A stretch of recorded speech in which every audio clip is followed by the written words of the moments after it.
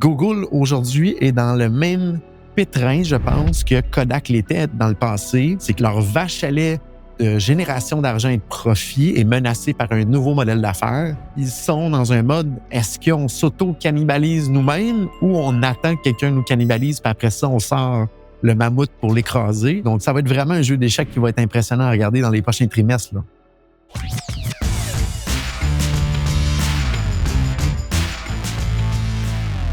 Donc, on est de retour au podcast Discussion d'affaires avec Jonathan Léveillé. Et Jonathan et moi, Antoine Gagné, on est fébrile parce qu'on enregistre le tout le 5 novembre 2024, le jour même des élections américaines qui vont dicter la suite des choses pour un paquet de nos entreprises, un paquet de choses dans le monde. Et comme vous le savez, on ne parle pas de politique sur le podcast, on parle davantage de nouvelles du monde des affaires. Et Jonathan, je pense que tu en avais des belles à nous dire. Il y a des nouveaux programmes qui risquent d'être intéressants peut-être pour les entreprises, pour les gens qui nous écoutent, là. Absolument. Étant avec OpenMind en automatisation numérique, il y a eu beaucoup de subventions qui ont été offertes aux entreprises du Québec et du Canada dans les dernières semaines, mois et trimestres. Et là, il y a quelque chose de gros qui est sorti la semaine passée qui peut toucher beaucoup de nos auditeurs présentement, que ce soit pour l'innovation numérique, l'automatisation, mais également pour le volet vert dans les entreprises. Eh bien, il y a Investissement Québec qui a sorti un nouveau programme qui s'appelle le programme Grand V pour Grand Virage. Et c'est beaucoup d'argent. On parle de 4,5 milliards de dollars sur la table pour les 3 prochaines années pour aider les entreprises à investir dans l'innovation et la productivité durable. Donc, le concept de ce programme-là, c'est vraiment de donner un sérieux coup de pouce aux entreprises pour améliorer la productivité, devenir plus innovantes et embrasser encore plus la tendance verte. Donc, c'est vraiment pour accélérer ces 3 piliers-là. Ça se compose en 2 volets. Il y a un volet de financement flexible et un volet de support conseil technique. Donc, le côté financement, on parle des enveloppes de financement de minimum 250 000 et plus.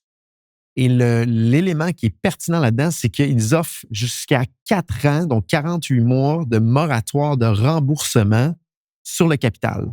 Donc, si vous avez un projet vraiment qui peut toucher, puis c'est très large le programme, mais amélioration de votre productivité, développement de produits innovants et embrasser une initiative verte et que vous avez besoin de capitaux pour réussir à financer ces initiatives-là, levez le téléphone, appelez votre conseiller chez Investissement Québec ou si vous n'avez pas encore de conseiller, je vous invite à prendre connaissance de qui est la personne dans votre région qui pourrait s'occuper de votre dossier.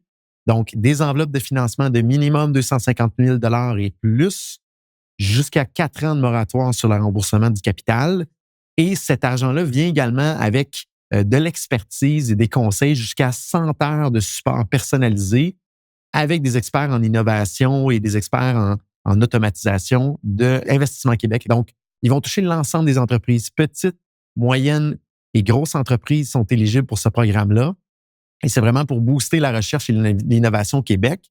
Ils ont déposé une statistique dans leur communauté de presse qui, moi, me rejoint beaucoup, qui est que les entreprises qui investissent dans l'innovation sont 2,6 fois plus susceptibles d'augmenter leurs ventes et sont 2,4 fois plus susceptibles de s'ouvrir à des marchés internationaux. Donc, tout ce qui est innovation égale augmentation des ventes et également aller chercher de la richesse dans des pays où ce que notre dollar canadien nous favorise en termes de marge de profit au final. Donc, je vous invite fortement à lever le téléphone et à parler avec les gens chez Investissement Québec.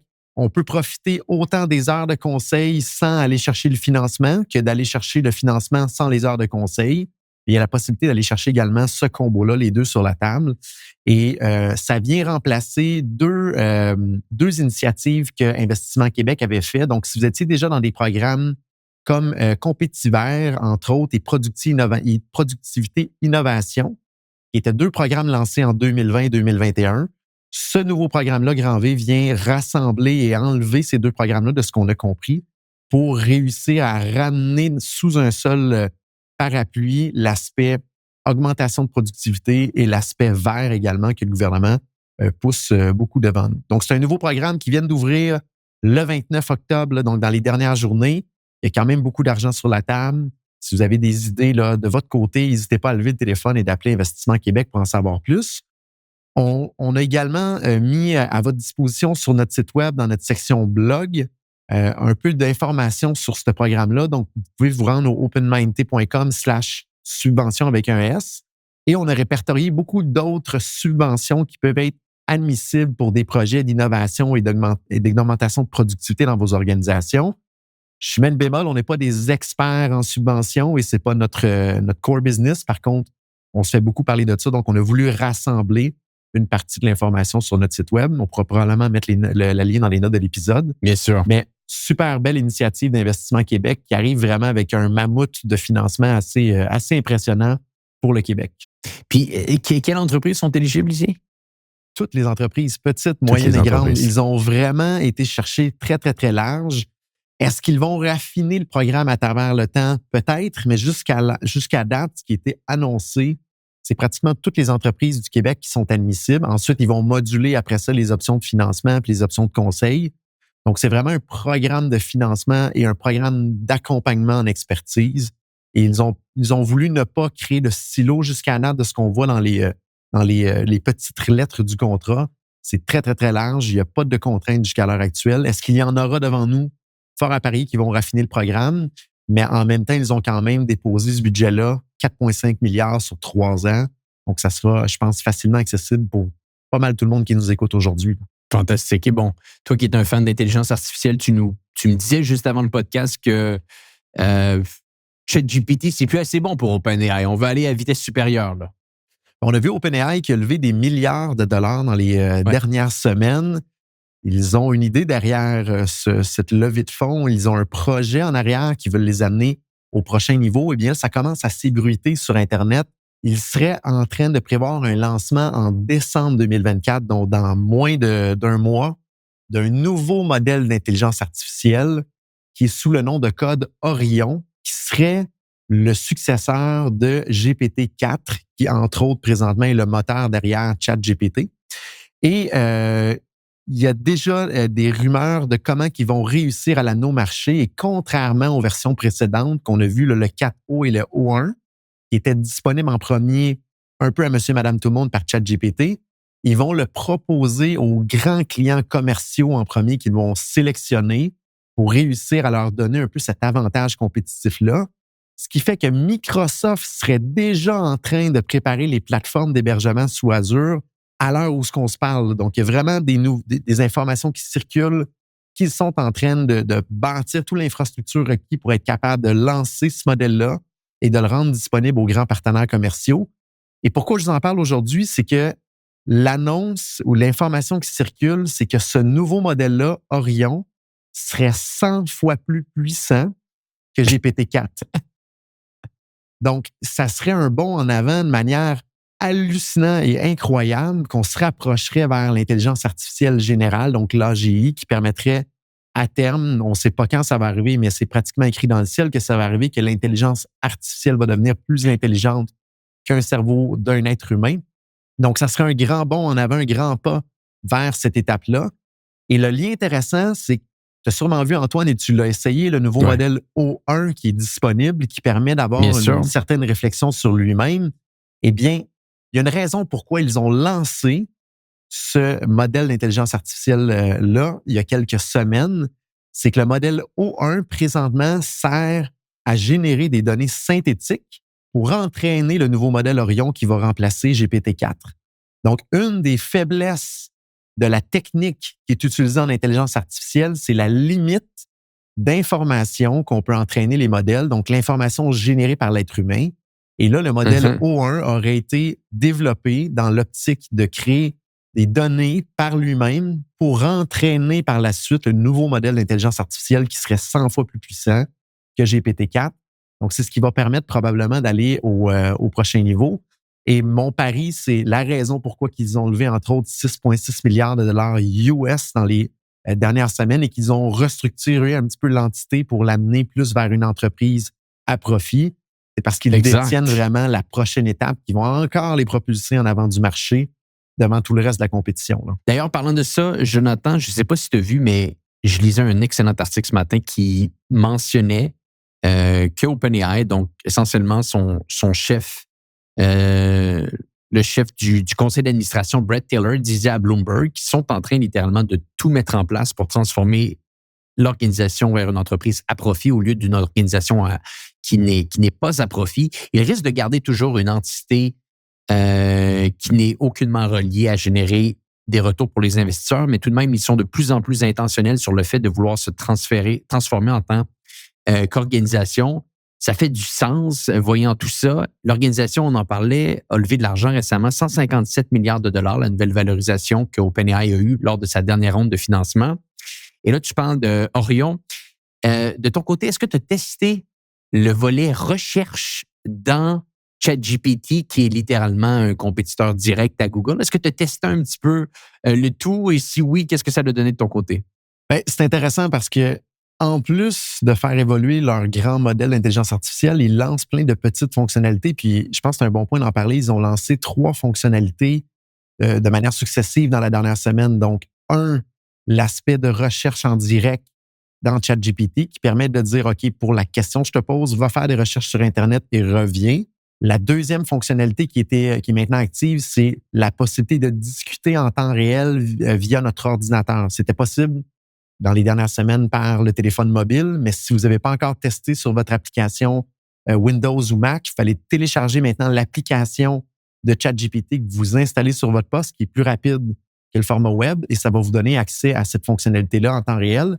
Et hier, j'ai vu qu'ils ont lancé un plugin, donc une extension sur Chrome et sur Edge pour venir interagir avec ChatGPT Search, entre autres. Et là, de ce que j'ai vu, c'est qu'il remplace le moteur de recherche par défaut dans le navigateur. Et d'ailleurs, ça crée une alerte de sécurité parce que Windows n'aime pas ça. Donc, ils sont en train de pousser puis essayer de venir compétitionner Google.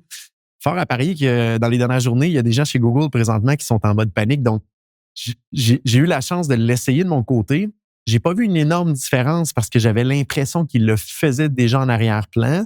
Et j'ai même joué un petit peu avec de ne pas l'activer. Et quand il ne trouve pas sa réponse, par lui-même, il l'active sans nous le dire. Donc, je pense que c'est un peu plus un coup de marketing pour faire jaser les gens qu'il y a une fonctionnalité de recherche qui nous amène ensuite sur le plugin parce qu'ils font de la pub pour installer le plugin maintenant dans ChatGPT et pour enlever à ce moment-là des parts de marché à Google ou aller chercher le futur un peu dollar qu'il va y avoir sur ce nouveau marché-là qui est créé, qui est la prochaine version de nos moteurs de recherche, dans le fond. Ben, j'ai quasiment le goût de te dire, volet recherche ou volet non-recherche, moi, de mon côté, en ce moment, les recherches que j'ai à faire, je les fais plus souvent qu'autrement avec un modèle ChatGPT ou un Perplexify que via Google. Littéralement, c'est beaucoup plus pratique. Donc, comme tu le mentionnes, est-ce que c'est un coup de marketing? Parce que de toute façon, j'ai l'impression que il y a déjà beaucoup de gens qui ont changé leur modèle de consommation, leur modèle d'action sur les différentes recherches qu'ils vont faire sur Internet.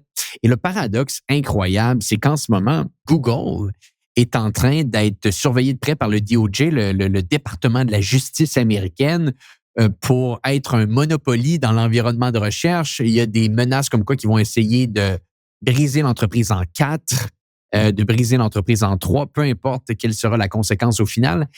Et tout ça se déroule au moment où est-ce qu'on pourrait dire que c'est la première fois en 20 ans qu'ils ont une réelle compétition qui se pointe le bout du nez.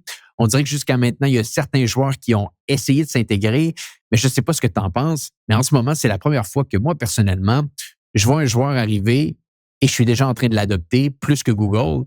Et si mes recherches se font sur ChatGPT et ne se font pas sur Google, bien pour les gens qui nous écoutent aujourd'hui, qu'est-ce que ça impacte comme modèle d'affaires? Bien, eux, ils vendent de l'espace publicitaire.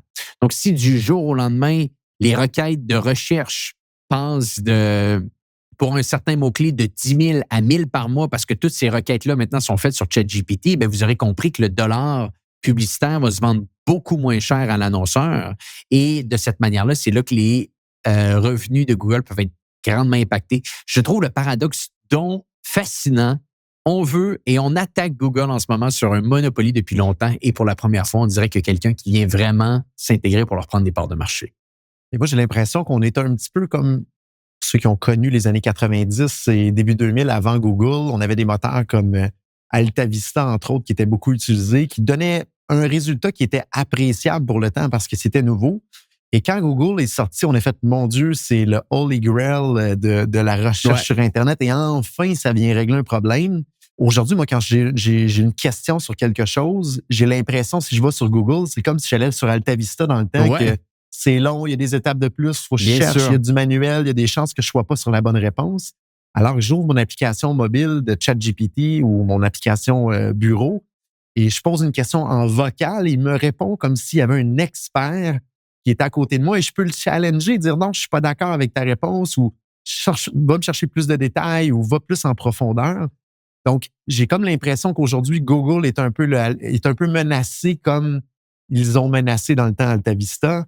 Et c'est vraiment spécial, comme tu dis, dans le contexte où ils se font attaquer en tant que monopole aujourd'hui. Ils vont le perdre leur monopole s'ils ne bougent pas devant eux de manière organique. Ça, j'en suis complètement assuré devant nous autres. Et ce qui est spécial, c'est que, et c'est peut-être là pour ceux qui nous écoutent, il y a une fenêtre d'opportunité, je pense, qui s'installe devant nous. Les entreprises qui vont réussir à bien intégrer les modèles comme ChatGPT et l'AI, il y a un délai entre quand l'humain va vraiment le prendre en charge et le aujourd'hui. Puis ça, un bon exemple, je peux vous donner, dans les états financiers de Google, ça paraît encore pas. Cet aspect-là qui sont menacés au niveau du nombre de Non. recherches. Pourtant, Antoine, moi aussi, on l'utilise à tous les Ouais. jours et on utilise beaucoup moins Google et ça nous donne un effet de levier sur la compétition. Donc, si vous n'avez pas encore mis ça en réflexe, en utilisation dans votre entreprise, je pense que ça vaut la peine d'utiliser cette fenêtre d'opportunité-là qui est la différence entre la disponibilité des outils et le temps que la masse va l'utiliser. Et fort à parier, dans les prochains trimestres, on va commencer à avoir une inflexion vers le bas dans les profits chez Google qui va venir confirmer cette théorie-là que de plus en plus, la recherche va se faire par des outils comme ChatGPT et que les revenus publicitaires vont diminuer. À moins que Google amène un nouveau modèle de publicité derrière tout ça. Mais j'ai hâte de voir qu'est-ce que ça va donner parce que ça ne sera pas facile à monétiser autant que comme ils le font présentement. On fait une petite pause sur le podcast en cours parce que je veux vous parler d'un partenaire du podcast Hypercroissance et j'ai nommé Hello Darwin. Pour les gens qui ne connaissent pas Hello Darwin, on parle ici d'une organisation qui est capable de vous accompagner de A à Z pour vous aider à trouver des subventions pour votre organisation. Et ça, c'est donc important parce qu'il y a tellement d'organisations au Québec qui recherchent des prêts pour leur entreprise, mais qui ne sont pas au courant du nombre de subventions données par le gouvernement canadien. C'est assez impressionnant, tout l'argent qu'il y a sur la table, mais que nous, en tant qu'entrepreneurs, on est trop paresseux et on ne va pas chercher. Et c'est là que Hello Darwin rentre en compte. Hello Darwin fait pour vous de A à Z toutes les démarches pour aller chercher les subventions pour votre organisation. Et aujourd'hui, je veux vous parler d'une subvention qui s'appelle le C3I. Donc, le C3I, qu'est-ce que c'est? C'est un crédit qui peut permettre aux organisations d'obtenir de 15 jusqu'à 25 de crédit sur de l'achat de fabrication pour de la machinerie ou également des investissements si on veut refaire, par exemple, notre logiciel de gestion, notre ERP. Eh bien, ici, cette subvention, la subvention C3I, est capable de vous donner un crédit, je le répète, de 15 jusqu'à 25 de tous les coûts engendrés pour la fabrication de machinerie ou encore pour aller installer et acheter un nouveau logiciel de gestion pour votre organisation. Si vous aimeriez avoir accès à cette subvention-là, si vous aimeriez que l'équipe de Hello Darwin fasse tout de A à Z pour vous et que vous, par la suite, vous soyez capable de récolter cette subvention, rendez-vous au go.hellodarwin.com/hypercroissance. Donc, je le répète, go.hellodarwin.com/hypercroissance. Il y aura un lien également dans les notes de l'épisode. Remplissez le formulaire, parlez avec l'équipe de Hello Darwin et allez chercher l'argent qui vous revient. C'est de l'argent que vous êtes capable d'obtenir pour votre organisation. Et en plus de pouvoir parler avec l'équipe de Hello Darwin, vous pouvez également assister à leurs différents webinaires qu'ils font chaque mois. Il y aura également un lien dans les notes de l'épisode. Les webinaires portent, bien entendu, sur les subventions. De retour à l'épisode en cours.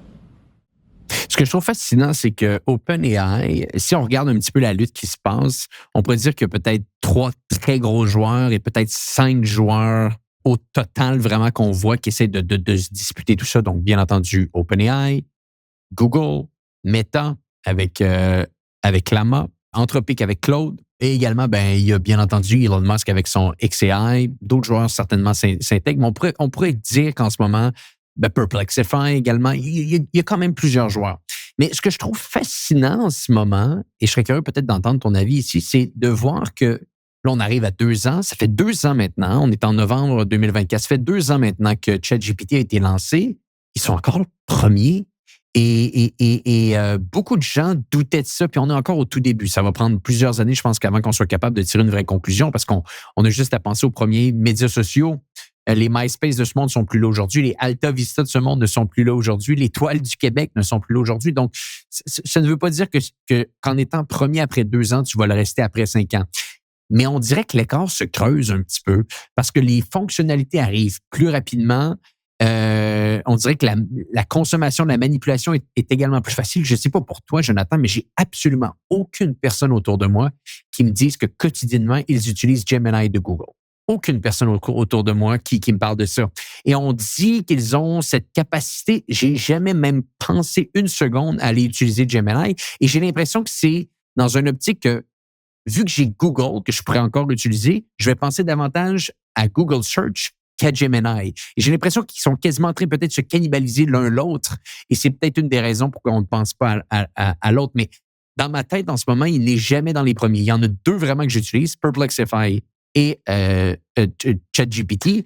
Mais Gemini, aucunement. Et là, on parle de Google, on parle d'un joueur qui génère, j'ai regardé les derniers états financiers, je pense qu'ils ont généré 20 milliards de profits nets au dernier trimestre.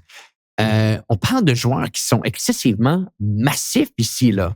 Donc, et tu vois un autre joueur qui est loin d'être profitable, qui a le vent dans les voiles, que l'entièreté de l'équipe de direction est en train de quitter, reste numéro 1. Je trouve ça assez exceptionnel. C'est ça qui est spécial, ils sont tellement rapides à bouger, puis c'est probablement pour ça qu'ils veulent changer leur structure organisationnelle pour enlever les bâtons dans les roues pour avancer. Ça revient aussi à la question de l'éthique. Ils ne mettent pas l'éthique d'abord et avant tout de l'avant pour être capable de bouger rapidement. Donc, ça a un coût puis une opportunité aussi d'un côté comme de l'autre. Mais puis Google, aujourd'hui, est dans le même pétrin, je pense, que Kodak l'était dans le passé et Blockbuster l'était. C'est que leur vache à lait de génération d'argent et de profit est menacée par un nouveau modèle d'affaires. Et là, bien sûr, ils sont dans un mode, est-ce qu'on s'auto-cannibalise nous-mêmes ou on attend que quelqu'un nous cannibalise, puis après ça, on sort le mammouth pour l'écraser?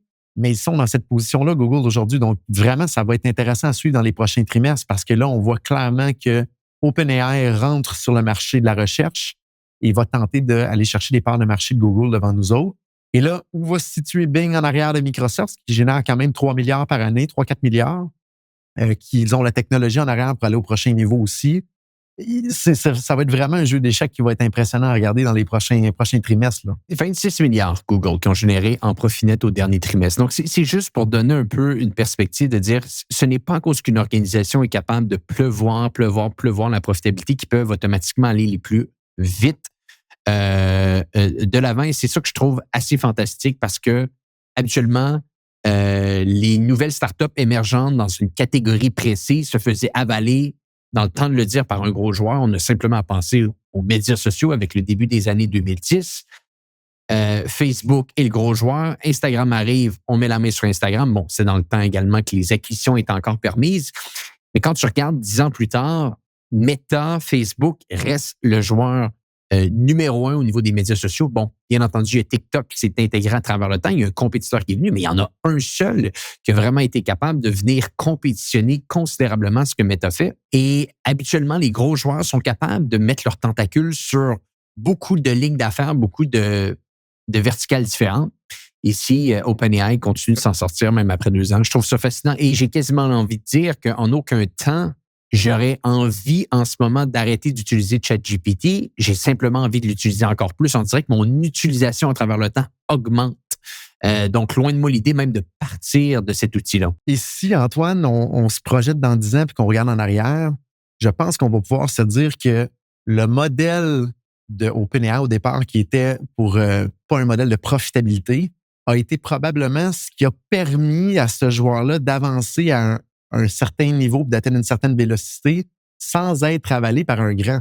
Parce que normalement, n'importe quelle entreprise qui aurait démarré sous un cadre privé pour argent aurait probablement déjà été avalée par Microsoft. Ils ont essayé de le faire un peu par la bande en arrière, mais si ça avait été dans un cadre privé régulier, il y a fort à parier qu'il y aurait probablement un gros joueur qui aurait sorti des milliards sur la table pour les acheter puis réussir à l'intégrer dans leur propre modèle d'affaires.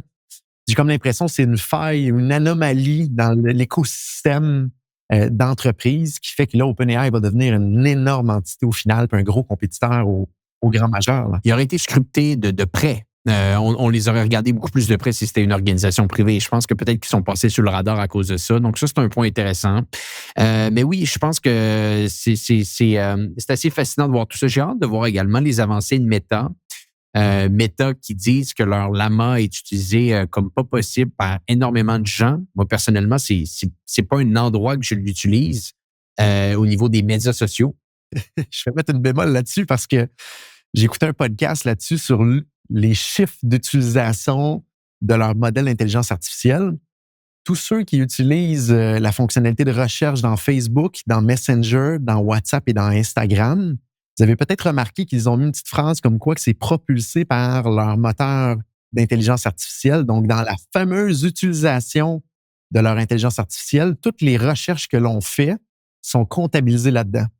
Je ne sais pas si c'est la même chose pour toi, Antoine, mais à chaque fois que moi je recherche là-dedans, honnêtement, j'ai pas besoin de force d'intelligence artificielle derrière tout ça. Et souvent, les résultats qui sont poussés sont pas très wow. Donc, pour moi, si je faisais une recherche normale, mais ma recherche normale tombe dans la comptabilisation d'utilisation de ce modèle-là. Donc, les chiffres d'utilisation de Meta, à l'heure actuelle, sont faussés. Il l'avait dit. Il avait dit Zuckerberg, il dit, on lance ça, on n'a aucune idée si les gens vont l'utiliser. Donc, bref, à voir, mais non, écoute, c'est intéressant. C'est intéressant de voir ça aller. Bon, avant qu'on se perde un petit peu là-dedans, des choses à rajouter, Jonathan? Dernier item par rapport à Meta, ils ont annoncé qu'ils ont bâti un parc équivalent à ce qu'Elon Musk a fait. J'avais lancé une nouvelle dans le podcast il y a quelques semaines.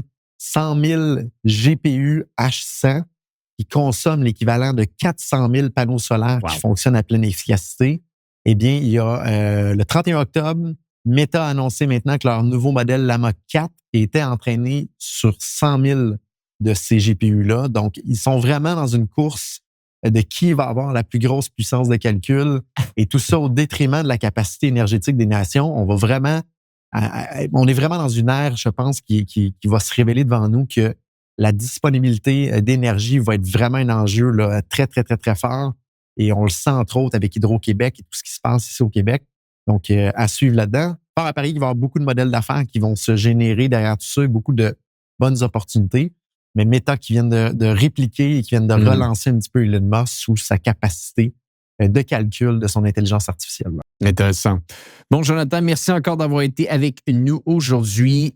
Toujours intéressant de discuter un petit peu de tous ensemble. Et pour les gens qui nous écoutent, eh bien, on se dit à bientôt pour un prochain épisode du podcast Hypercroissance.